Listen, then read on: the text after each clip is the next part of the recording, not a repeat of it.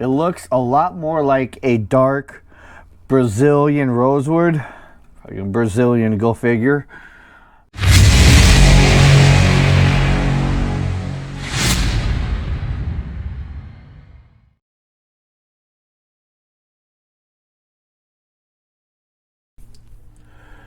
So instead of waiting for a new truss rod to show up just to deal with the fretboard, well, obviously I already have the fretboard off. There's no reason why we can't actually deal with the issues involving this part. I mean, obviously we got the dent to fix. Got to clean up the fretboard itself, try to fix out the whoever sanded this, or try to clean it, fix that up. And also, you can still do fret leveling with this. I mean, ideally, all this, you know, you don't have to take this off just to do what I'm about to do. You can leave it on the neck, but it can still do it the same way. Because normally, if I was going to do a fret dressing on with it still being attached to the neck, I would make sure that the truss rod is straight, which is the reason why, if you saw the last video on why this is off anyways. So what I got prepped here is just a basic piece of scrap 2x4. I made sure the surface was level and flat. I put a straight edge on it. You know, it's pretty damn good. So this is going to simulate a straight neck. But, you know, the good thing about it is I could do all the work I needed to do with this on this itself. So, I guess what we'll do first is we're going to attach this to a board. Now, the easiest way to attach this without really screwing something up is to tape the back side of your fretboard.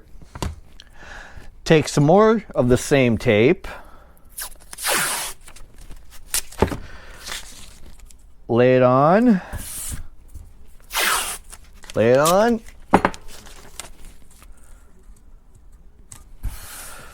Make sure you get everything. What we're going to do is basically we're making double-sided tape. That way we have the adhesive strength and cleanliness of blue tape on both sides, but we're going to glue up the other side. This is just some CA glue, super glue. It's basically another type of super glue. So just put it down.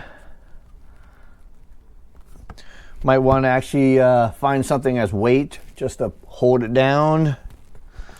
Good. Here's a something heavy right here. More crap. That part I wasn't prepared for, but close enough. So I'm gonna let this set up, and it'll take probably about a few minutes, and then we'll get right into. Actually, I think we'll try and fix the dent first. So I've actually done a couple of these. I won't say off camera. I had the camera on, but apparently somehow the button was set to take photographs instead of video. So I got like 100 million little screenshots of me working with this thing. Get you up to speed. Basically, you know, wet it up an end of a microfiber cloth, whatever, and using my iron here and where the dent is, kind of put it on. Actually, I kind of learned something because it's kind of different than what you see on the other videos. So far, I've been working at this one for many tries.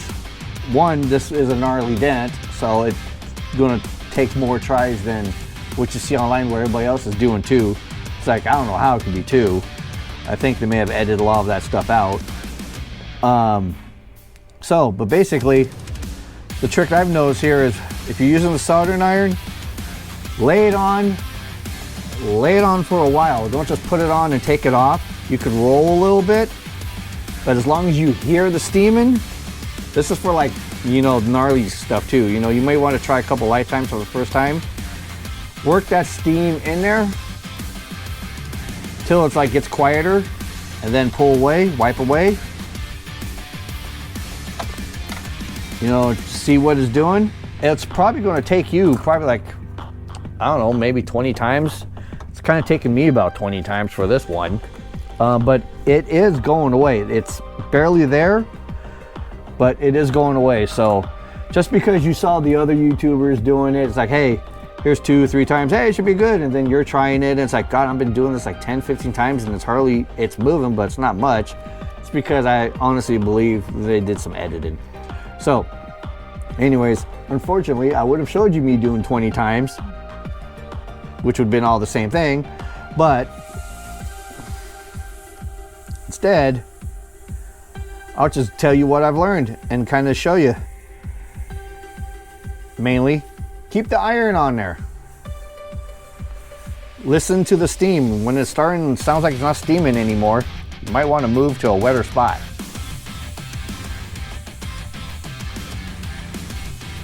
Especially how the more aggressive a dent is, probably the more often you're going to do it.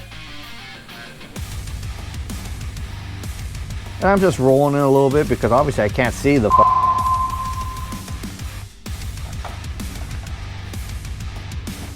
And I think in this one I'm not going to be able to get it too perfectly because this one was pretty freaking deep. But it is almost getting close to the depth of just the grain itself. So if I can get there, cool. I mean, I may have to sand the fretboard a little bit for when I do the ebonizing, so it may take it down just a hair.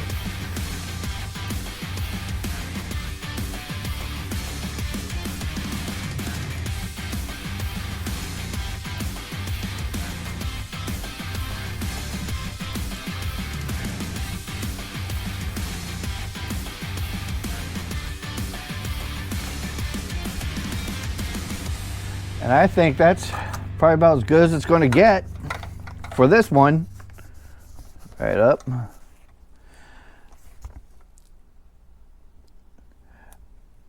I mean, it's really tiny now. It's nowhere to like what it was. So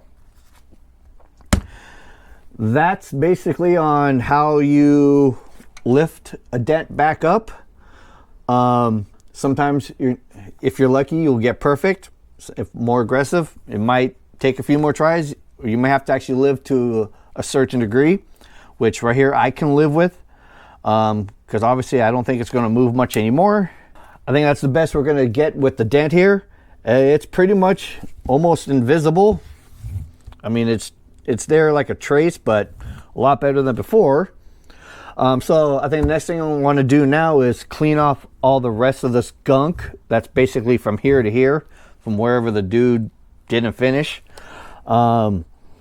Preferably, I kind of like to use some type of degreaser or something not too harsh. You know, I've used like, you know, 409 and that kind of stuff before, just for removing this stuff. There's always going to be somebody out there that says, oh, you should never use stuff like that or whatever. You know, I've been doing this since 1997 and I've never had a problem. And heck, and if you saw me build my Jackson, you know, I used freaking, as far as my conditioner was furniture polish and orange glow, you know. So, and I've never had a problem. I'm not going to tell you what to do or what to use. Obviously you probably have your own thing.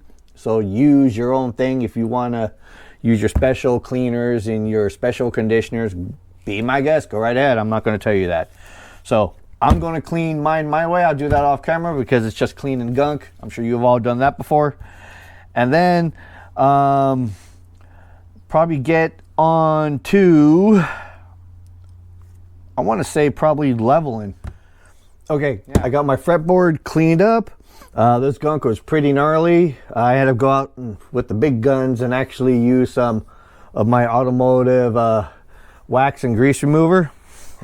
That dealt with it pretty good. So I got me a sanding block ready because we're gonna have to sand it. So basically you can use any type of block you want. You just have to make sure it's rigid and it is flat. So find something that you have as that you know is straight, some type of straight edge, whether if it's like a 2-foot level, 4-foot level, or whatever you got. Just make sure it's flat. What I'm using here is just a sanding block. This is made by Durablock, and these ones are hard ones. These are automotive ones, so, and they're pretty damn true. So, and they're comfortable to hold. And I attached a piece of 800 grit on the same method as attaching this. You know, using the tape, glue it, and there you go. That won't ruin my block either.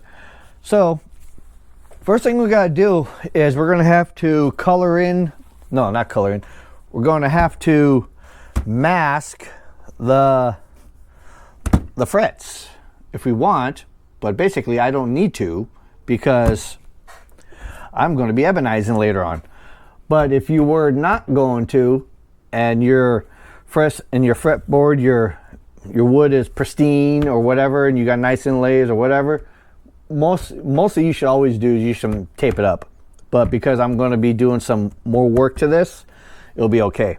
Because if I end up digging in here, I'm doing something wrong. Okay, so gonna have to Sharpie in the tops of all the frets. Now these first 4 have string dents in them, some nice good old wear. That's kind of like the reason why we're doing this. And I do have a fret rocker, and I only found like one of them over here that was higher than the others. Other than that, nothing else rocked. So it's almost like I don't need to do this, but because of the fret wear up here, I do. So that's why I'm doing this. And you know, the good thing is, if you learn how to do this and you have multiple guitars, I mean, think about how much it would cost to take this to a guitar shop and have a luthier do this for you. And if you can do it yourself, you save yourself a butt ton of money. And this would be a good skill to learn. And the tools for this is relatively cheap. I got a lot of mine on Amazon. You know, the guide to see if your neck is straight, the tooth thing, which I have somewhere else, but that thing only cost 15 bucks. Fret rocker came with it, so that was cool, and a little string height gauge. But you can find these tools cheap on Amazon, and the rest of it's just, you know, you can find, you probably already have. Of course, the crowning tool, you have to get one of those. I also got mine on Amazon. It's a 4-sided diamond blade or diamond file.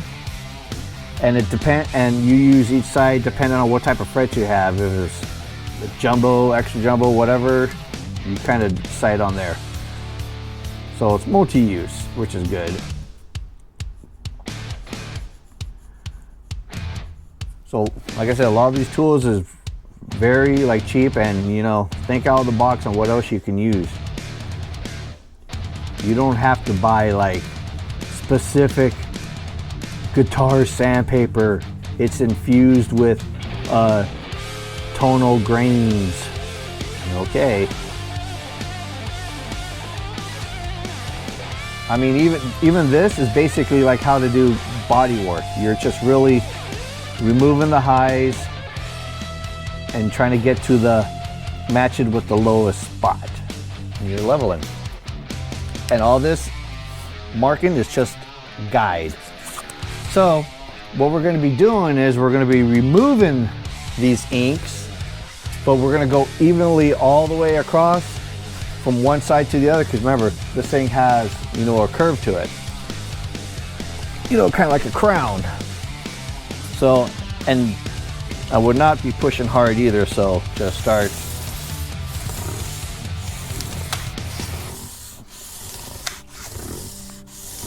I mean, you can already see that I've already took off most of it already. And I'm not putting much pressure on it either. And just an initial look, I've already got rid of almost up here, but I have a lot left down in here. And of course I could still see into my wear marks, but not that much. So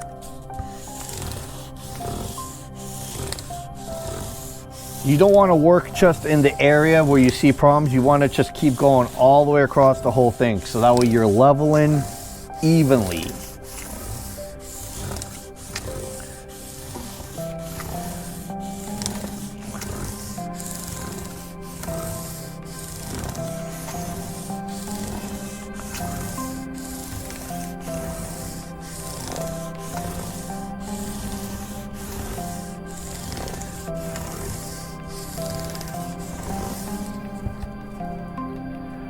Still have a little bit over here.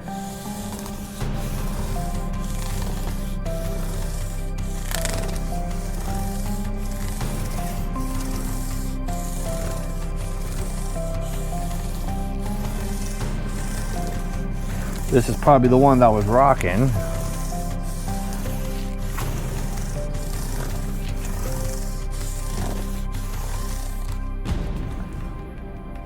Now, to make sure you're good, you do it again.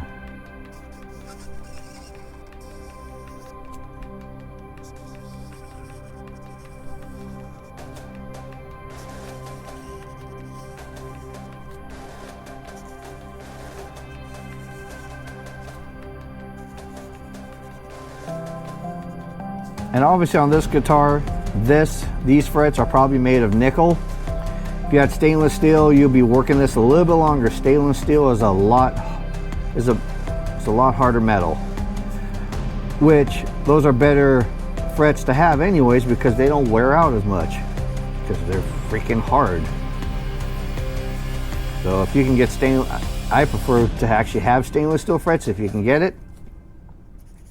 Cool. This guitar didn't come with it, and it's a little more work to actually install frets unless you have the tools for that. That's a little bit more intensive than doing this work though. Maybe someday I'll do it if I can find a poor man's way on how to replace frets and actually still come out with a good job. Then I will on another build, maybe, or one of these. But until then, I'll do this.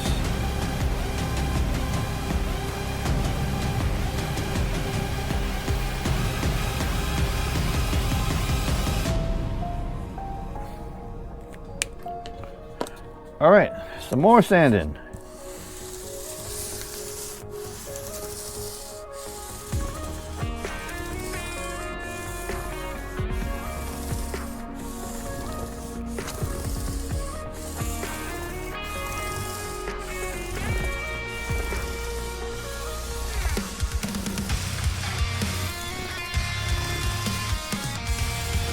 Like I said, these frets weren't really all that off level, so just mostly because of the wear on the first four and one somewhere on the higher notes. So this guitar is not going to really take that much work.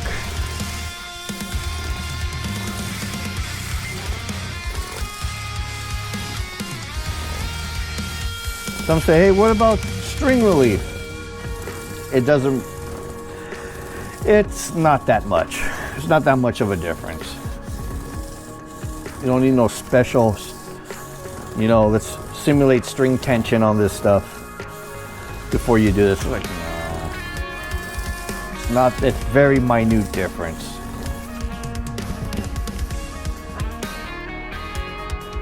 All right. So that's good. I'm going to take a little bit more down here just because, really on here, only because, you can't actually set the neck perfectly straight and expect to have perfect low action all the way even across. It's because, when you think about it, from the nut, from the bridge, from the from the last fret here, it's basically a triangle, so it's going to be a triangle shape. You're not going to get two parallel lines perfectly. So I'm going to take a little bit down here. It helps with a little bit of fret buzz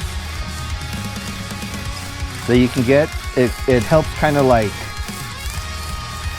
you know, makes it easier to do like really low action on the higher frets, but just really a couple more passes.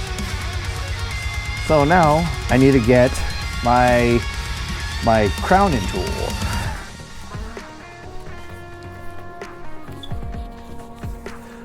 Crowning tool.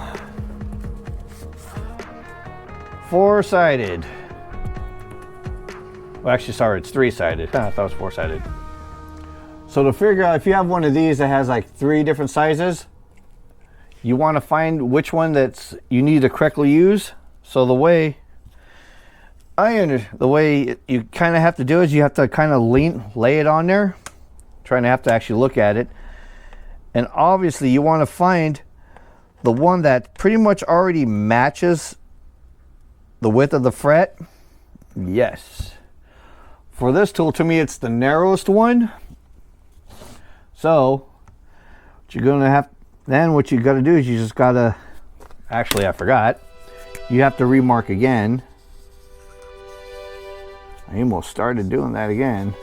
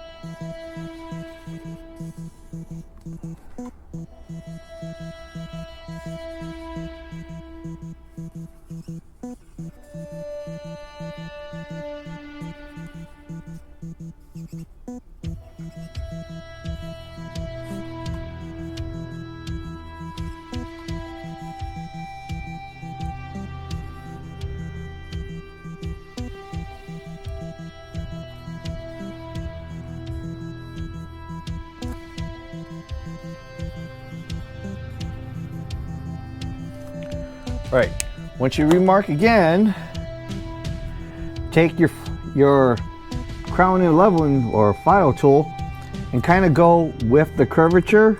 Don't just try to go flat. And what you need to do is you need to keep doing it until you get a thin, dark line.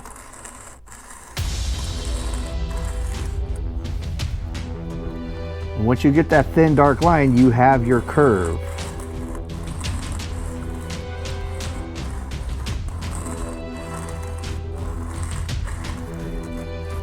You can also, you know, rock the thing. That's good.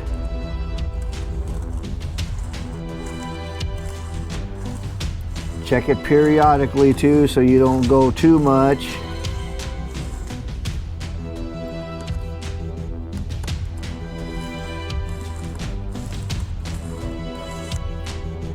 Thin line.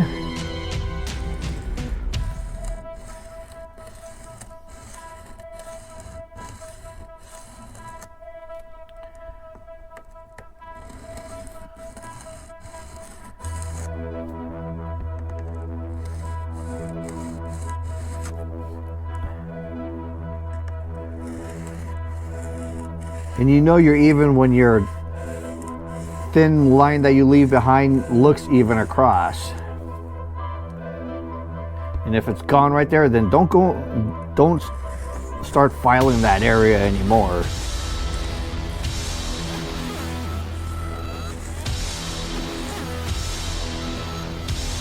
Like right here, it's mostly gone, but there's a little bit more here, so I'm just gonna make it match.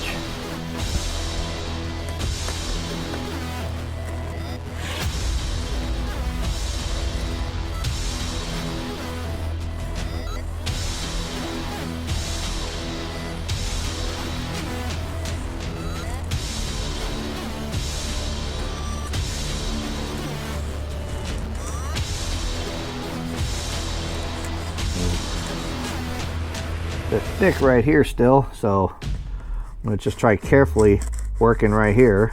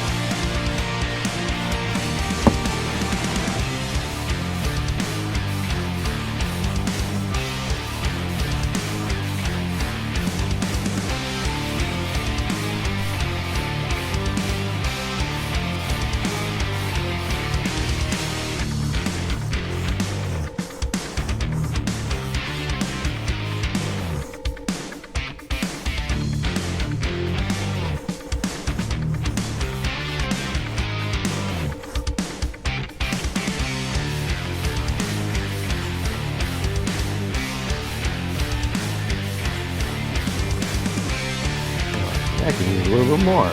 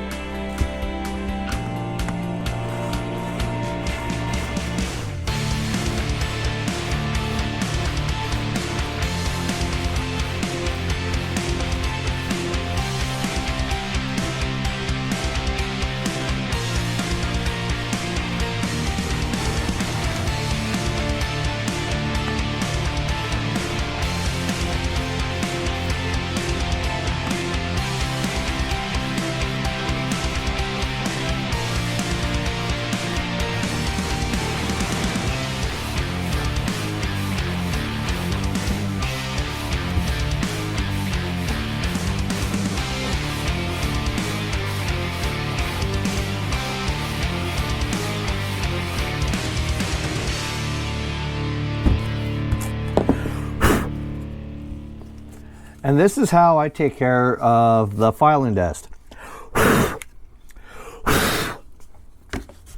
Hey, just brush it off. Idiot. So what I'm using is 0004 superfine steel wool. And basically, normally, of course, you know, like before, you would have your fretboard masked off. That's if you weren't going to do any additional work to this like I'm going to be doing. Which in that case, if you're masked, you can just, you know, you can go along with the frets.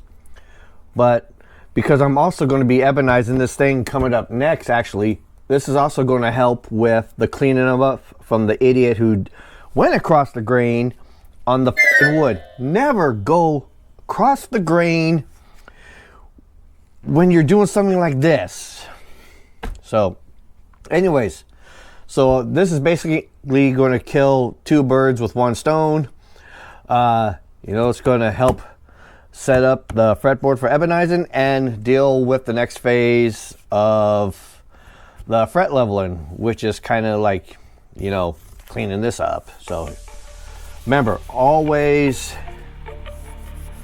across, always with the grain. Now for me, the first, pretty much the bigger 12 frets from 12 on to 1 is going to be a pain, because the idiot that did this sure went deep into the scratches. I mean, I could probably take like 1000 grit sandpaper and just work that. I mean, I may end up doing it just because of this. Remember, my fretboard is more of a unique, messed up situation than what probably yours is. You guys are just, you know, you guys are just trying to level and crown your frets, you know, make it better and get rid of some wear. This is extra for me just because of whoever did this did not know what the fuck they were doing. Going back a little bit, fret number 1 doesn't look dull up enough.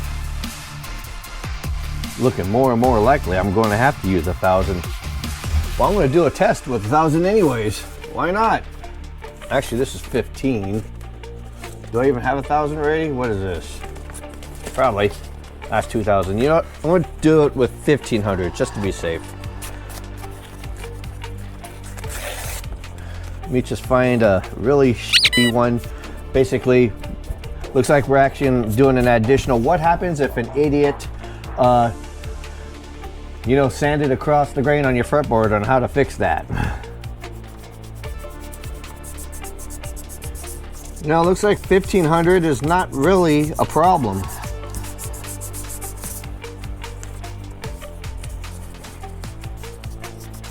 As long as you go with the grain, not against the grain.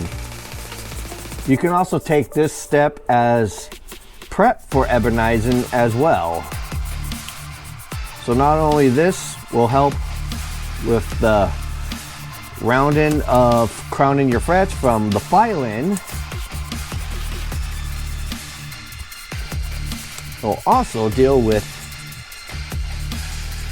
you know, cleaning, basically opening up the pores and cleaning up the wood that you would want for the ebonizing technique, which in a nutshell all it is just staining the wood.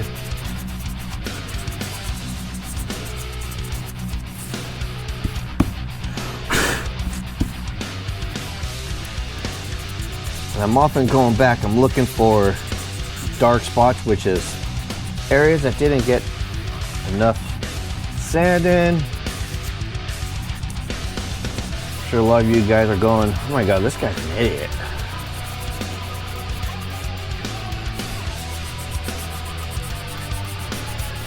Well, you know what? Let's just wait until the final product and then we'll see. It's called thinking outside the box. And over here, I don't have the issue, this half of it, I don't have the issue with the idiot sand scratches because I can tell the guy gave up. So in this case, I'm just going to carefully just go over just the fret itself and not the wood. Almost wanted to go all the way, but then again, it will just be all over the stupid, it'd be just too much. Ooh, I almost wanted to break the dumb rule right there.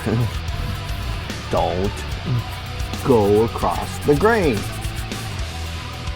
Okay, I'm gonna take another bit of steel wool just for the heck of it.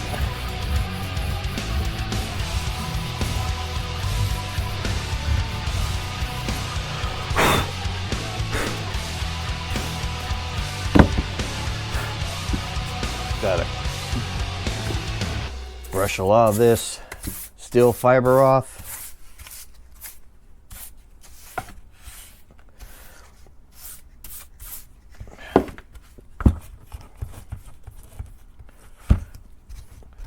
Then I'll end up tack ragging it. So now this is pretty much kind of like what you want. Now as far as on the fret dressing side, what you would be doing next would be polishing. But for me, I'm not going to do the polishing next because since I already have the fretboard prepped for ebonizing as well, I'm going to go ahead and ebonize that, and then I can go back, mask it all off, and then polish the frets, because when you're polishing the frets, no matter what, you want to actually have masking tape on here anyways. Because if I went ahead and polished it first, no longer be ebonizing, I can actually burn some compound right into the wood itself. So I don't want to do that. And of course, stain will not stick to metal. It won't even really stick to the inlays and stuff. It'll only absorb into the wood.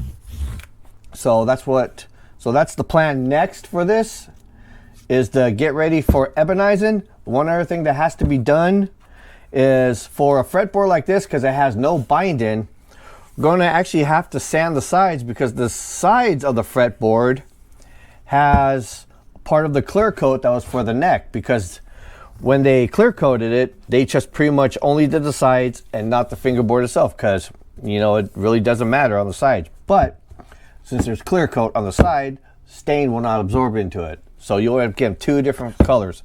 So we're going to kind of have to remove the clear coat that's on the side, but just the clear coat itself. So what I'm going to do is I'm going to get the sanding block that I used to level the frets, because it already has 800 grit paper on it. That's pretty much what I want to use, because it's very mild. Pretty much when you go from 800 is pretty much still in the surfacing range. Once you go to 1,000 on up, you're in the polishing range. So that's what I'm going to go ahead and grab that. So because I have it on here still, I'm just going to go ahead and just lightly, anytime when you're sanding like a fret, anything involving a fretboard or anything like this is really fine detail, you want to actually just use light pressure pretty much all the time. You don't want to dig things out. You don't want to accidentally make a flat spot.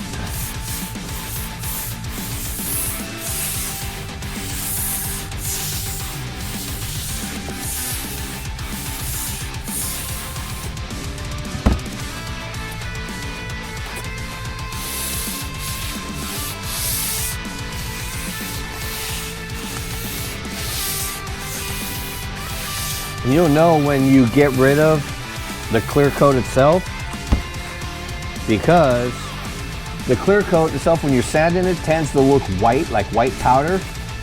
Once you start seeing brown dust, then you're into the wood, and that's about as far as you need to go. Right now I'm getting a lot of white dust because it's the clear. I almost actually don't really need to use the block, but I'm doing it just because the paper is still good on here anyways. And what I've also noticed that's kind of like a unexpected bonus, if you have sharp thread that's hanging out over it, it's going to take care of that too, especially if you're using a block. You can always go back and round that up a little bit. So.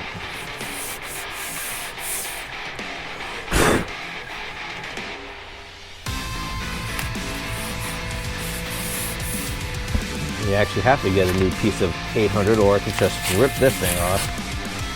Actually, nope. Or just get a new piece of 800. That'll be better.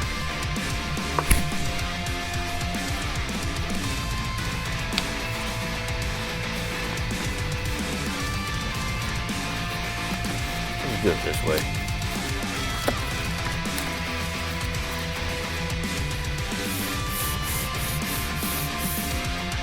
Let's see, right about there, that's where it's starting.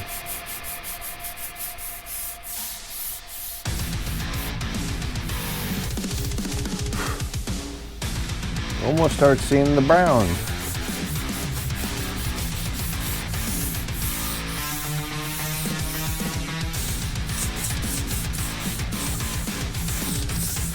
This is tedious, but you know what?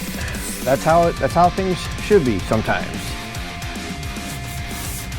You get better results when you take your time, even if it takes a millennium. All right, getting closer.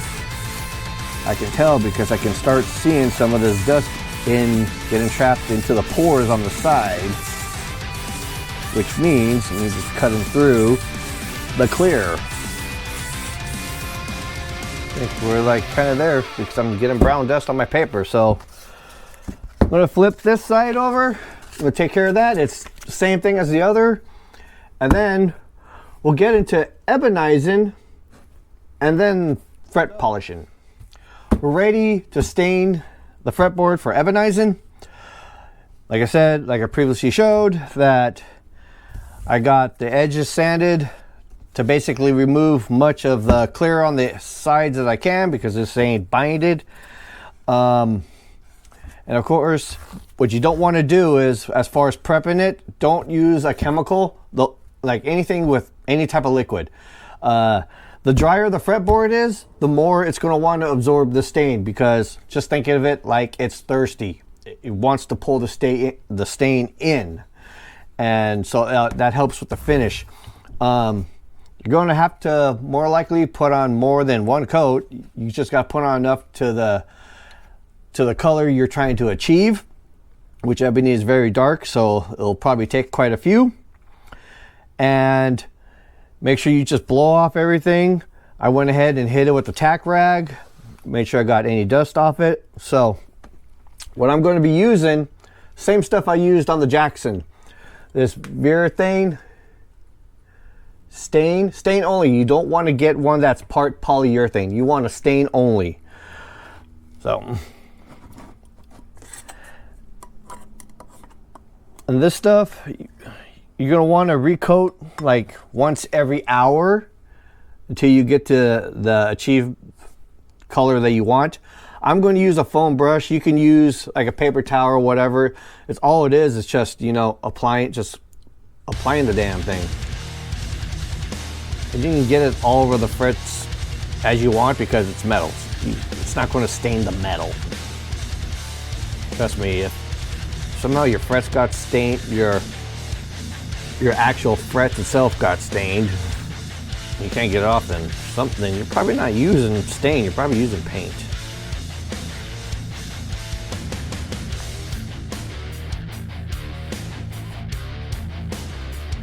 Now, if you're going to do this while, of course, without the fingerboard removed, you would have to mask off your neck and everything, and pretty much everything but the fretboard, and you're going to have to do it very well. Make sure you mask it pretty good and pretty tight. You don't want the stain seeping through under your masking tape. But in this case, it's just, as far as doing this part makes it easier. But please don't remove your fingerboard unless you absolutely have to, like replacing the truss rod. Then you have to. This is the only reason why I'm doing it this way, is because I gotta replace the goddamn truss rod.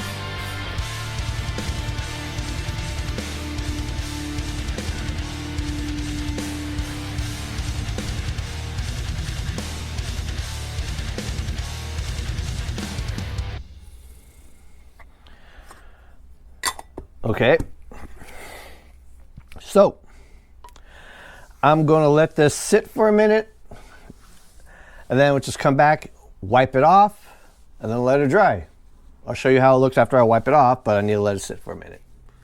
So it's been about 10 minutes. Let's wipe the thing away, see what we got on its first initial run. I mean, obviously it's darker, that's for sure. The reason why we wipe away, like after letting it soak for about 10 minutes on it, so it gives it time to absorb into it. But if you decide to leave the whole thing on, then you're gonna have to deal with a gummy mess. So that's why we're just kind of wiping away at first. But yeah, yes, it is darker, and you don't have to worry about your inlays because it's not made of wood, basically plastic. I'm sure it'd be safe with mother of pearl or abalone too. So look at this bastard. It's summertime, all right. They're back. Time to get out the flamethrower for these fuckers.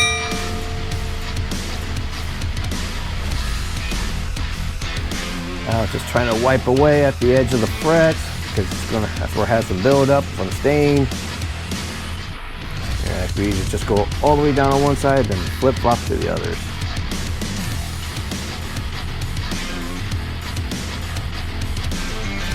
I'm just using an old sock. You can use whatever you want, a rag, paper towel. You can use some girls' panties, whatever. Yeah, why don't you just take that and put that back in and give it back. Here you go, sorry. And clean off the side.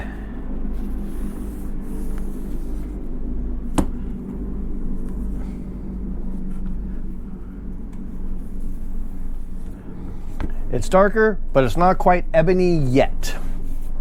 But I want this to dry up a little bit, and we'll put on an undercoat.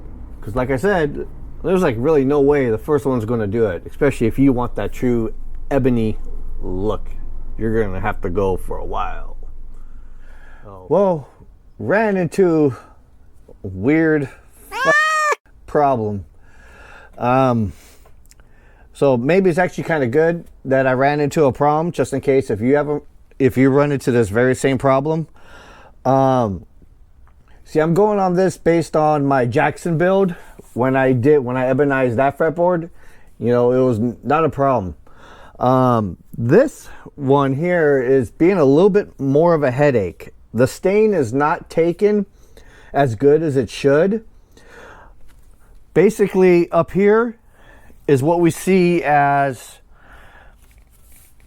I mean, it's not as dark. The best way to describe it is like Brazilian rosewood. But you know, with stain, you know, the more you apply, the darker you'll kind of get. Well, for some reason, it just stays. The next one, put it on, sit, wipe it off. It's the same thing. Tried it like 3 or 4 times. There was like no change. So I did some experimenting, like from here on down, just in this area. The best results I got, well, I didn't want to do, but if you're staining furniture or anything like that, you have to do it anyways, is you're going to have to sand. And of course, I've been talking about, you know, sand with the grain and not across it. But that's kind of hard to do, especially down in here. You're going to have to go across. So in this is probably the only case I will actually say go ahead, is because you're going to have to sand the whole fret and not just like sand off gunk or scrape off gunk. And of course, you know, I don't want to ruin the crowning job that, you know, I did on here. So I did an experiment down here. I sanded with 400 grit. And honestly, let's backtrack a little bit, because I do not know why it's not taking. The only thing I could figure out why it won't keep going through is this thing was probably sealed with something. I don't know if that's how it's actually made, or the person who with the neck, I don't know if they actually put a clear on it or something. I mean, it didn't look like it. But there is a barrier on here. There's some type of barrier on here that's not allowing the stain to penetrate. So far what I've got here, I got this section darker, and so I may actually try one more, but I've already tried 2 more applications after sanding on here, and I got it darker, so you can see the difference between here and everything from down here to up here. So I may actually go for one more, but what I'm going to actually kind of start doing is I'm going to sand the fretboard with some 400. Instructions on this stuff, you know, it says go just like 320, whatever, but I don't want to do that with this. I'm kind of worried about if I accidentally screw that up, I may actually just sand around it or something. But I'm going to actually just literally sand the frets until it's like fine brown dust. Because this way I know, hey, I'm actually sanding the wood. And hopefully whatever the hell is keeping the stain from penetrating will be removed as well. And just to make sure, which is safe to do, is that I'm going to, after I clean it all off, I'm going to just clean it up with some acetone. Acetone is okay. So I saw, you know, I went back on YouTube and looked for someone else's, you know, ebonizing thing, and seeing if there's something that I may be missing here or whatever. And like the first one there, the first recommendation, whatever in your search list, shows a video of a guy saying, go ahead and use lighter fluid. But I don't know why you use lighter fluid on a piece of wood. Don't smoke next to it, or you got a hot guitar. But the whole point of what the guy was trying to say by using lighter fluid, you know, it will dry up the wood and open up the pores. Well, acetone does the exact same thing, and you can touch it. After all, if you ever been in a nail salon, the Vietnamese ladies over there, they're basically bathed in this. I mean, right through the door. Whoa, hey. So I'll end up cleaning this off with acetone. So what I'm going to do right now, because this is going to be time consuming, I'm just going to go ahead and sand this off camera because I need my battery to charge. So I'm going to sand off camera and then I'll apply an undercoat on here. I'll show you how that went and we'll figure out if I need to do another coat. Well, actually, you know what? I'm going to sand it, coat it, sand. I'm going to match it with this because this was like 3 times. I'm going to do this, match it with that, and then we'll do one more thing. All right, so when I come back, I'm going to show you this sanded on how it's supposed to look and then get the stain in. So I re-prepped it. So I went ahead, sanded the whole fretboard except down here because I was already pre-done when I tested it. Initially, I just went across the grain. Like I said, this is probably the only time to do it just because how narrow it is. And the whole fret instead of by the fret wire is getting sanded. And then after that, especially on the larger ones, I finished off going with the grain as much as possible all the way down. So that way it'll remove any sand and scratches going this way, which will look terrible. After that, you know, I brushed it all off, blew it all off, and then I actually went and acetone with a rag and acetone and just cleaned it all off. And I even went ahead and over here just to see if it would pull off the stain, and it really didn't, so that's good. So basically this is a fresh start again, especially like I said, if your stain is not taking on the fretboard for some reason. So that's probably the problem, but we're gonna find out because, well, it should work because I got that there.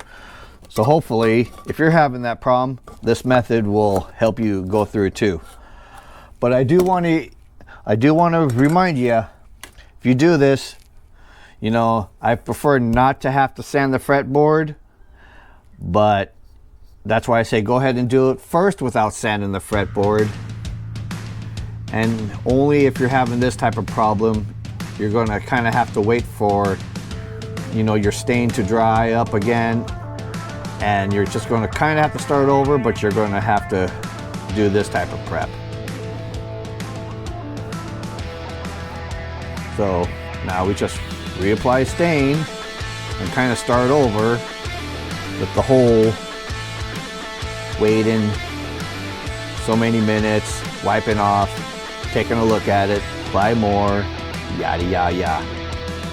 I'll probably wait like 20 minutes instead just to give it a good penetration.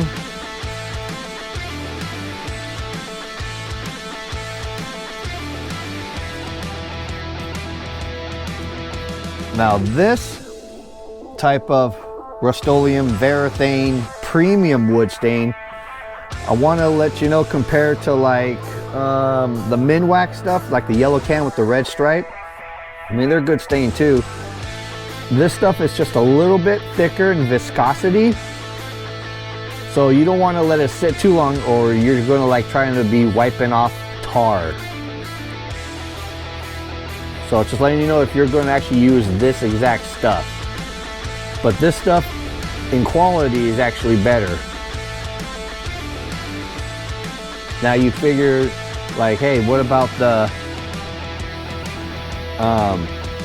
since the Minwax stuff is thinner, wouldn't that absorb better? Theoretically, yes, but this stuff is also thin enough where it would also still absorb. All right, I'll give this one 20 minutes and I'll wipe it off, see how close it gets to this one. So that's the reason why, of course, I'm not doing this one yet, because I don't want to keep going lighter to darker to dark. You know, I'm trying to match it. So be right back. Okay, now this is just the restart of one application. It actually almost matches down here, but I want to try and see if I can go a little more darker. So I'm going to put another coat on, do the same thing, And if it's darker, cool. If it's the same, well, then I think that's about as best it's going to get. So even if I had to stop here, this is definitely better than before. But I'm going to reapply another coat, let that sit, and we'll update you in a sec. Anyways, I'm going to call this as the final coat of stain, because it's not getting any more darker. I mean, it's a lot darker than original. You see.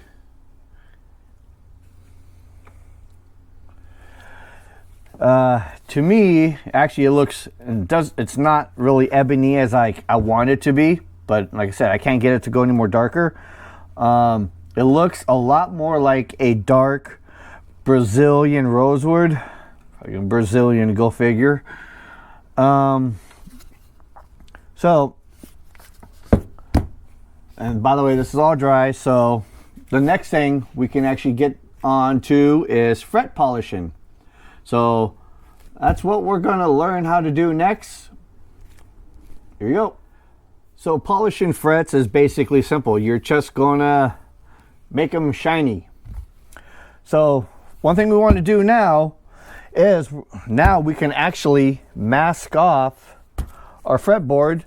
So you want to have some tape. Blue tape is ideal. It's actually even more ideal if you have multiple sizes, so that way you're not wasting a lot of tape. So, and a sharp razor blade. I'm just using one of these. In case some of you think, hey man, you're freaking nuts. Maybe so. So you want to tape your frets.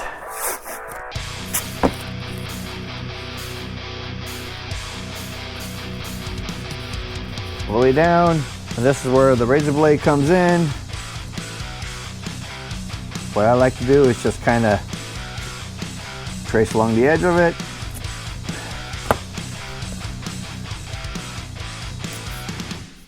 And pull.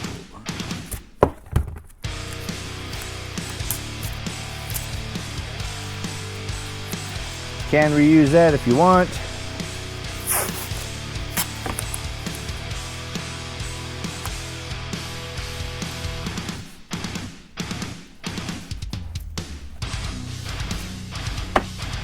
What I like to do sometimes is just take the back end of the blade just to kind of like butt it in, or your fingernail like I'm doing with mine.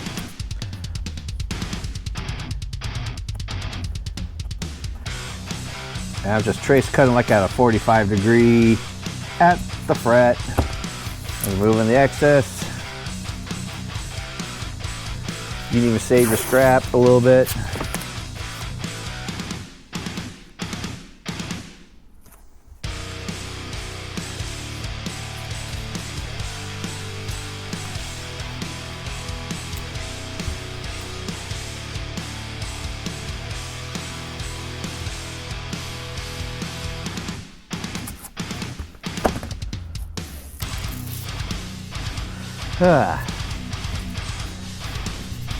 Really nothing boring about it here. So basically all you're doing is you're just taping up your frets. Just make sure you're really tight up against your frets, and when you come back we'll get set up for the polishing part. So now this board's all taped up. Hey, maybe blue frets actually look kind of cool, maybe someday.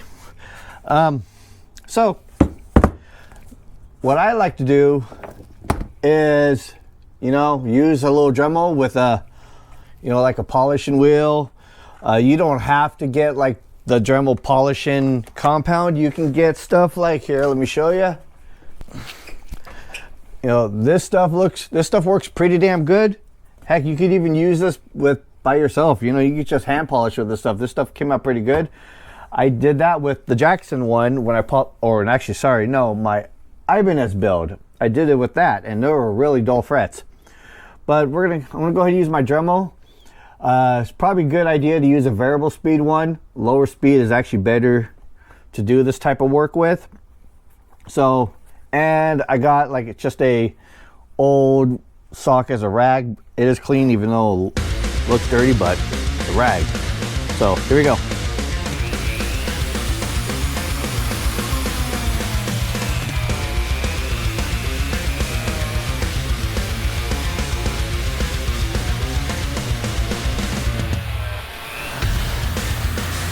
Why do I have a rag? So I can see my work.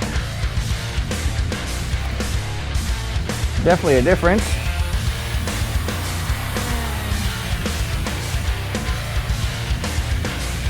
Maybe I'll up it a little bit.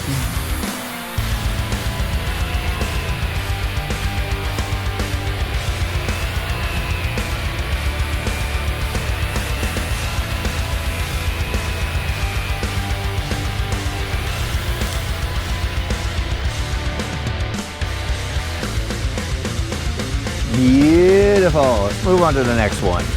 See how far I can go before I need to put any compound on here.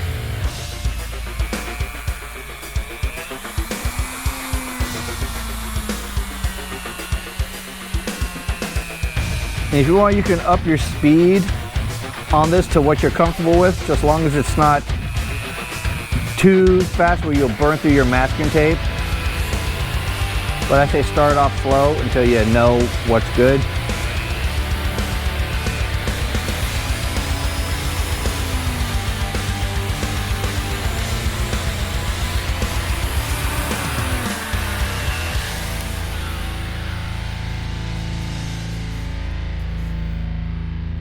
Yes. So, I don't know how well it will show up. The first two have been polished and above it has not.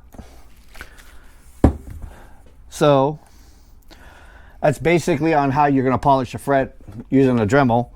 You just got to work all your way down. So I'm going to go ahead and do that. When I come back, I'm going to already have this unmasked and we'll just see another reveal, which probably won't show up that great on the camera. Maybe it will. If it does, yeah, we're gonna rock and figure out what part of the neck we're gonna work on next. So stay tuned. Same rock channel, same rock build, same freaking hair loss by joke of God. Well, this is the finished product of the fretboard. The frets are nice and shiny. That's how you do it. It's really simple to do. So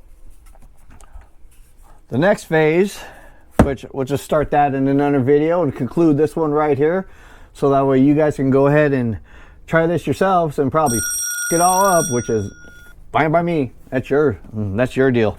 But hopefully you won't. Hopefully yours will come out really good if you're actually doing this, or you just watching me to make it myself.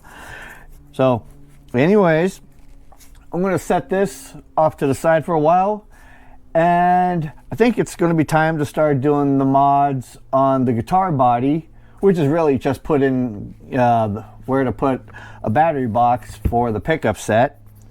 And there's going to be a little thing I have to deal with the shallow bridge.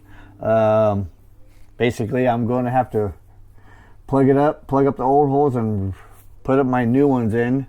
So that's going to be kind of different. Well, anyways, end of the video right here. So the only thing I gotta say about that is, geez, God's got a weird sense of humor. He likes to take hair off my head and move it to random places in my body. So see you on the next one.